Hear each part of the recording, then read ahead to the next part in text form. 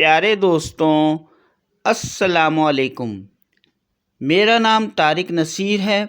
اور اس وقت آپ ملاحظہ فرما رہے ہیں میری تحریر کردہ نئی کتاب کرسٹوفر کولمبس اور بر اعظم امریکہ کی دریافت۔ اور اس وقت آپ ملاحظہ فرما رہے ہیں میری اس نئی تحریر کردہ کتاب کا سرور۔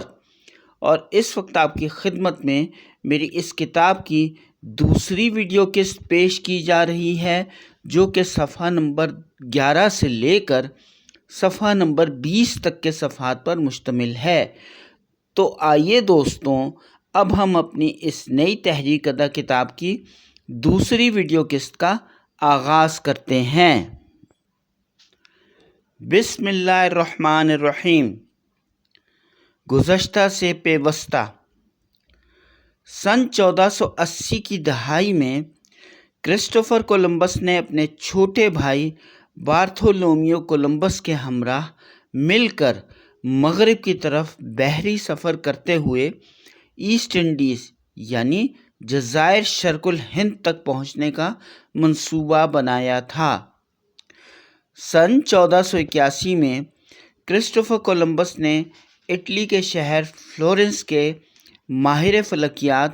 پاولو ڈل پوژو توسکنیلی کو اپنے اس سفر کے بارے میں ان کی رائے جاننے کے لیے ایک خط بھی لکھا تھا۔ کرسٹوفر کولمبس کا یہ خط ملنے کے بعد پاولو ڈل پوژو توسکنیلی نے کرسٹوفر کولمبس کی اس معاملے میں ان کی بہت حوصلہ افزائی کی تھی اور انہوں نے اپنے بنائے ہوئے بحر اوقیانوس کے نقشے کی ایک نقل کے ہمراہ انہیں دوبارہ پرتگال کے نئے بادشاہ جان دوئم کے پاس ملنے کے لیے اور ان سے اس تجویز پر رضامندی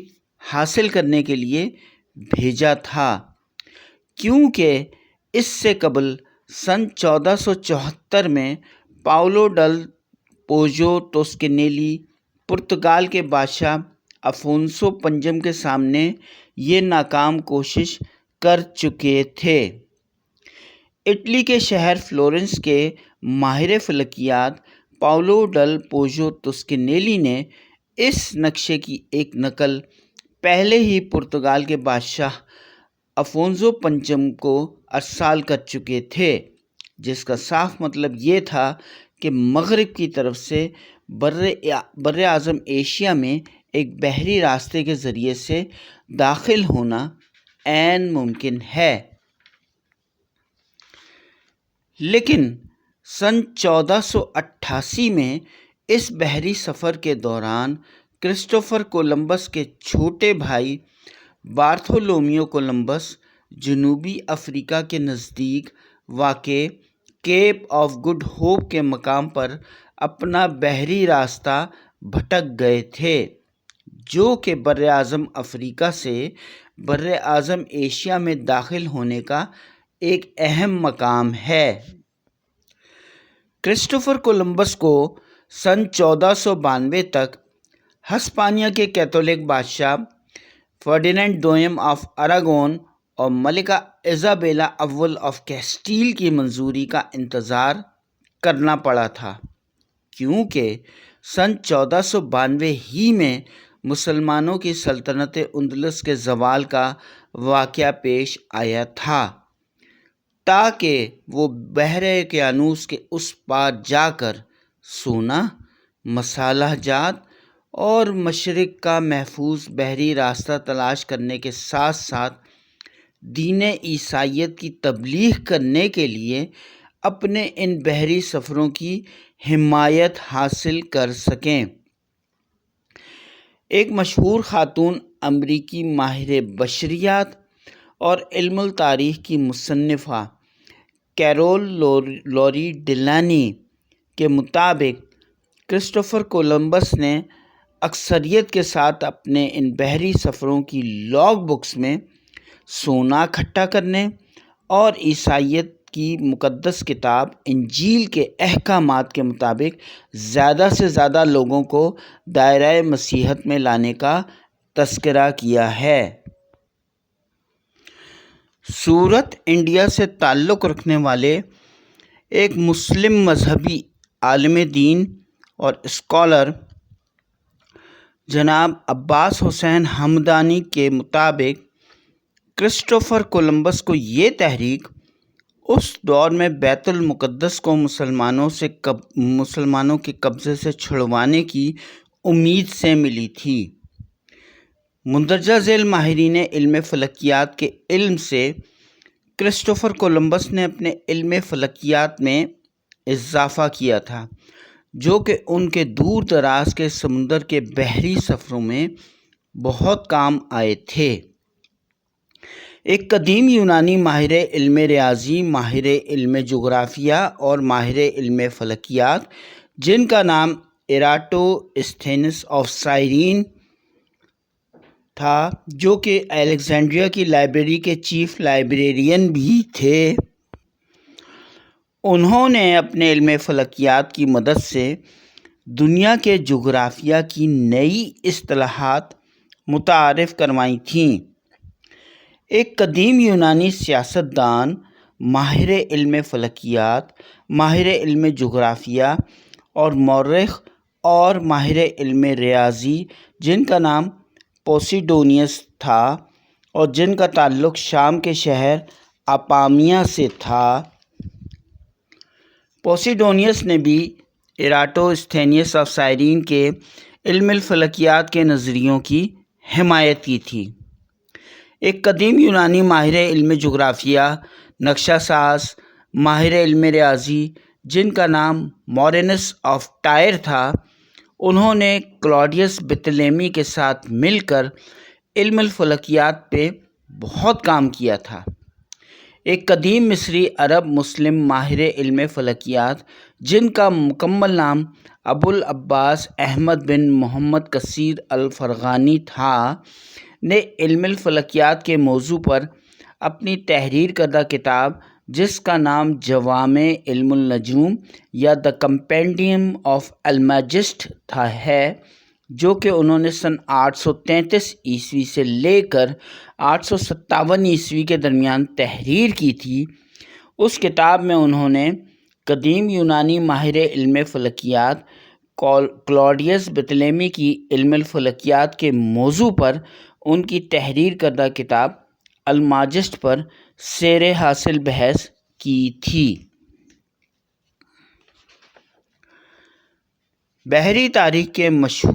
مشہور امریکی مصنف اور ہارورڈ یونیورسٹی کے پروفیسر سیمیول ایلیٹ موریسن کے مطابق کرسٹوفر کولمبس نے اپنے ان پیش رو کی علم الفلکیات کی علمی تحقیقات سے بھرپور فائدہ حاصل کیا تھا۔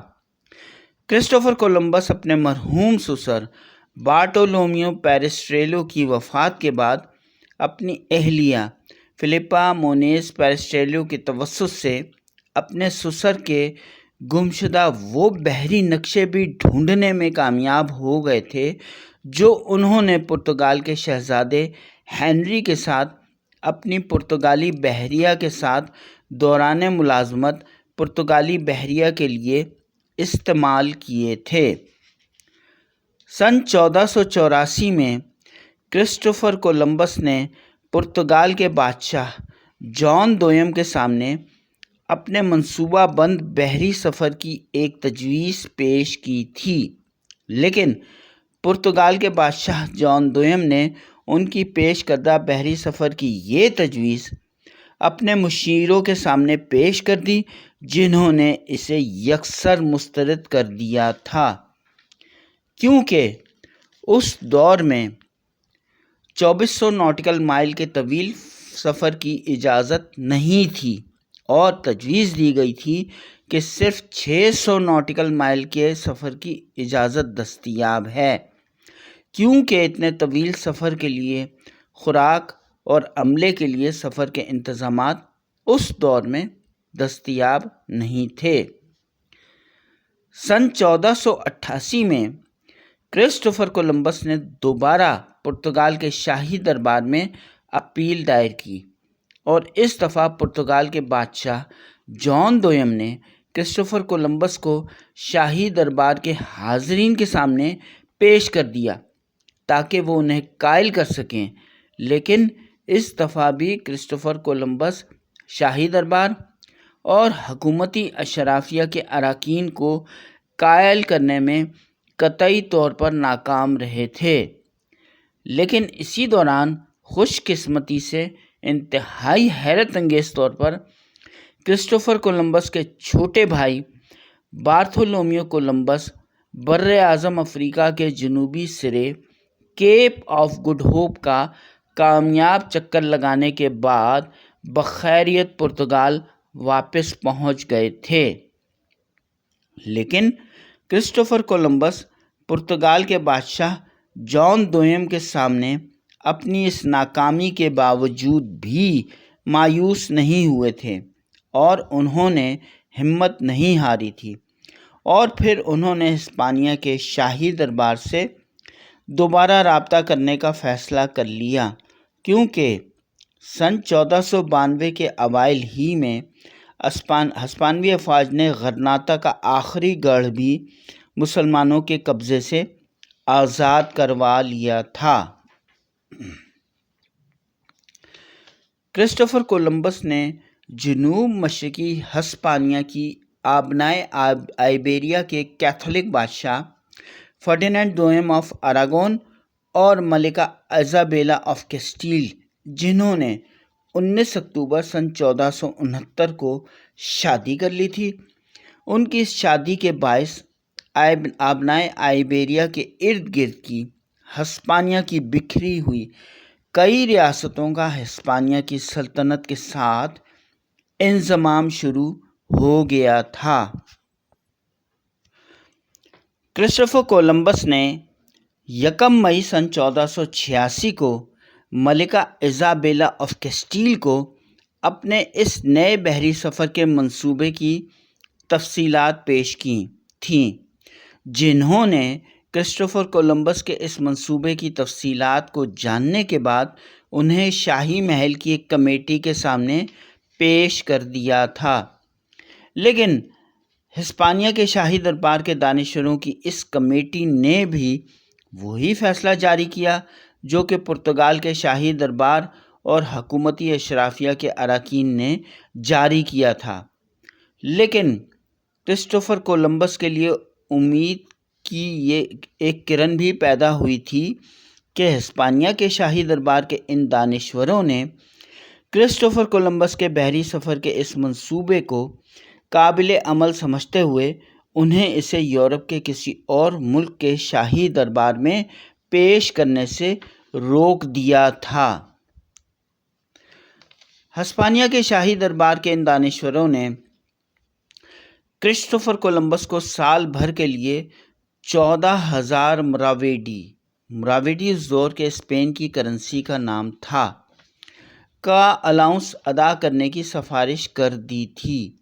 جو کہ اس دور میں ایک ہسپانوی ملح کی سالانہ تنخواہ کے برابر تھی۔ مئی سن 1489 میں ملکہ ایزابیلا آف کیسٹیل نے کرسٹوفر کولمبس کو مزید 10,000 مراویڈی ادا کیے تھے، اور انہوں نے یورپ بھر کے تمام بادشاہوں کو ایک خط تحریر کر دیا تھا جس میں انہوں نے اپنے زیر تسلط شہروں اور قصبوں کے گورنروں کو حکم دیا تھا کہ وہ کرسٹوفر کولمبس کو بغیر کسی قیمت کے مفت کھانا اور رہائش فراہم کریں۔ کرسٹوفر کولمبس نے اپنے چھوٹے بھائی بارتھولومیو کولمبس کو انگلستان کے بادشاہ ہنری ہفتم کے شاہی دربار کی طرف روانہ کیا تاکہ وہ یہ جان سکیں کہ کیا وہ ان کے اس بحری مہم کے لیے مالی معاونت فراہم کر سکتے ہیں۔ لیکن بارتھولومیو کولمبس کو ان کے اس بحری سفر کے دوران ہی میں بحری قزاقوں نے اغوا کر لیا تھا، اور ان کی بازیابی سن 1491 کے اوائل تک ہی ممکن ہو سکی تھی۔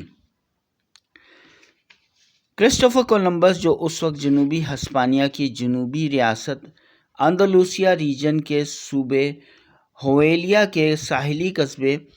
پیلوس ڈی لا فرونٹیرا میں واقع اپنی سرکاری رہائش گاہ لا ریبیڈا فریری میں مقیم تھے، فریری کیتھولک چرچ کے اراکین کی رہائش گاہ کو کہتے ہیں۔ فرانس کے بحری سفر پر جانے کے لیے چھوڑ چکے تھے۔ کرسٹوفر کولمبس نے لا ریبیڈی فریری میں 2 جنوری سن 1492 تک قیام کیا تھا، جب بادشاہ فرڈینینڈ دوئم آف اراگون اور ملکہ ایزابیلا اول آف کیسٹیل نے ہسپانیہ میں مسلمانوں کی سلطنت اندلس کے آخری گڑھ آبنائے آئیبیریا میں واقع گرینیڈا کو فتح کر لیا تھا۔ مسلمانوں کی سلطنت اندلس کے اس آخری گڑھ آبنائے آئیبیریا میں واقع گرینیڈا کی فتح کے بعد ملکہ ایزابیلا اول آف کیسٹیل کے مشیر خاص اور گرینیڈا کے چرچ کے پادری اور آرچ بشپ، جن کا نام ہرنینڈو ڈی لا تلاویرا تھا، کی سربراہی میں جنوری سن 1492 ہی میں اس کونسل کا ایک اجلاس منعقد ہوا تھا۔ اس اجلاس میں کرسٹوفر کولمبس کی